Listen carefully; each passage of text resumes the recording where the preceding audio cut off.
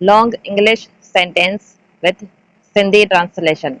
English sentence आहे. अच्छा ही हिकु लॉन्ग सेंटेंस आहे यानी कि रुगो हिकु जुमिलो आहे ही पैराग्राफ न आहे ठीकु आहे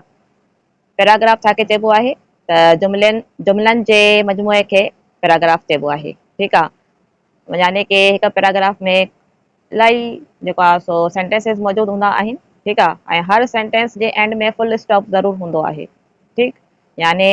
सेंटेंस जे एंड में फुल स्टॉप ईंदो आहे ऐं तव्हां हिन जुमिले में ॾिसी सघो था त इन जे एंड में फुल स्टॉप आयो आहे इन सेंटेंस जे विच में किथे बि तव्हांखे फुल स्टॉप नज़र न ईंदो ठीकु आहे ही हिकु लॉन्ग सेंटेंस आहे पैराग्राफ न आहे हाणे मां ही सेंटेंस रीड कंदसि पढ़ंदसि यानी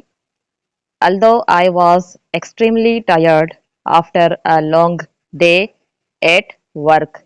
I decided to help my younger brother with his homework because I knew that my support would encourage him to study harder and achieve better results in the future. हिन sentence जी सिंधी में translation आहे जेतोणीकि मां सॼे ॾींहं जे कम खां पोइ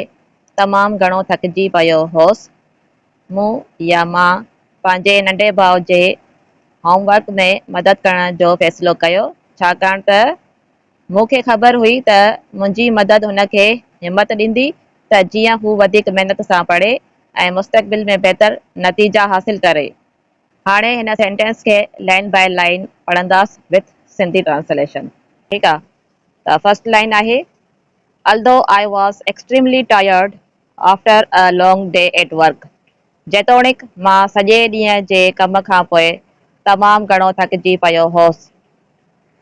I decided to help my younger brother with his homework मूं